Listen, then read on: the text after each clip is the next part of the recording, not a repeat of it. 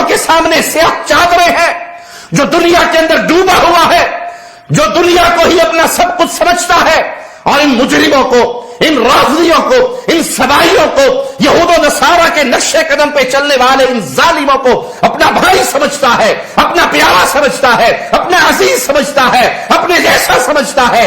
آؤ دیکھو یہ یہود و نصارہ کے نقش قدم پہ چلنے والے سبائی محمد رسول اللہ صلی اللہ علیہ وسلم کی عزت پہ کیسے حملہ کر رہا ہے۔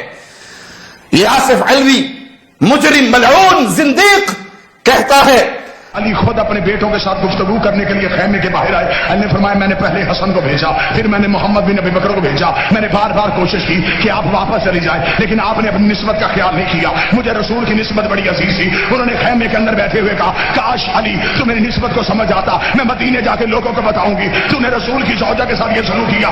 اتنا کہنا تھا، علی نے خیمے کے باہر سے آواز دے کے کہا، دوبارہ یہ فخر علی کے سامنے نہ کرنا، رسول کی زوجہ تھی ہے نہیں، تھی ہے نہیں۔ اتنا جملہ کہنا تو نے کہا کس طرح نسبت سے محروم کر سکتا ہے؟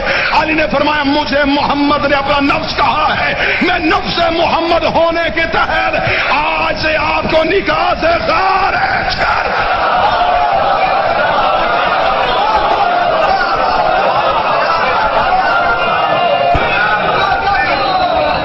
میں ہوں نفس پیغمبر، میں ہوں نفس اللہ۔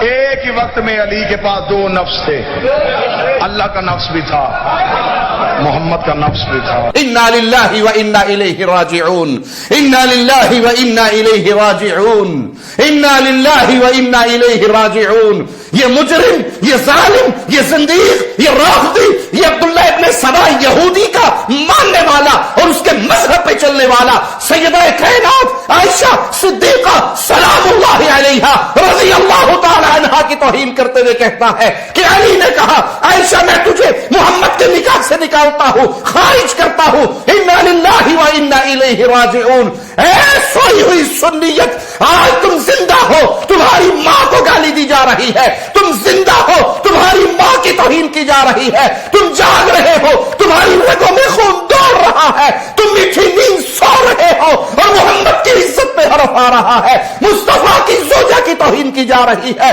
کائنات کے سارے مومنین کی ماں کو گالی دی جا رہی ہے، اور تم خواب غفلت میں سوتے رہو، لمبی چادریں اوڑھ کے سوتے رہو۔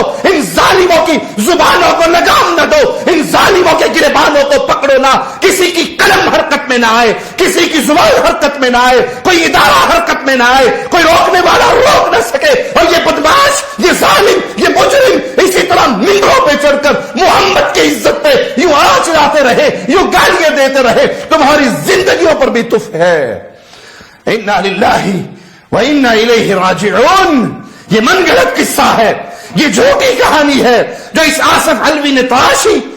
سیدنا علی میرے پیارے نبی کے پیارے صحابی، میرے پیارے نبی کی پیاری بیٹی فاطمہ الزہرا کے سرتاج، حسنین کے بابا، نبی کی گود میں پلنے والے، نبی کی گود میں پلنے والے، نبی کے سائے میں پلنے والے، وہ کس طرح اپنی ماں کو یہ جملہ کہہ سکتے ہیں؟ اور کوئی مومن، کوئی غیرت مند بیٹا کیسے اپنی ماں کو یہ جملہ کہہ سکتا ہے؟ یہ جھوٹ ہے جو تم نے تراشا اور مولا علی کے نام لگایا۔ علی بھی پاک ہے اس جھوٹ سے، یہ تمہارے سینوں کی غلاظت ہے، یہ سبائی ذہن ہے جو تمہاری زبان پہ آ رہا ہے۔ آصف علوی، کیا تم نے کبھی اپنی ماں کو طلاق دی؟ کبھی خامنائی نے خمینی کی بیوی کو طلاق دی؟ کبھی تمہارے کسی بڑے نے اپنے 12ویں امام کی ماں کو طلاق دی؟ کیا کوئی مومن، کوئی غیرت مند اپنی ماں کے بارے میں یہ جملہ کہہ سکتا ہے؟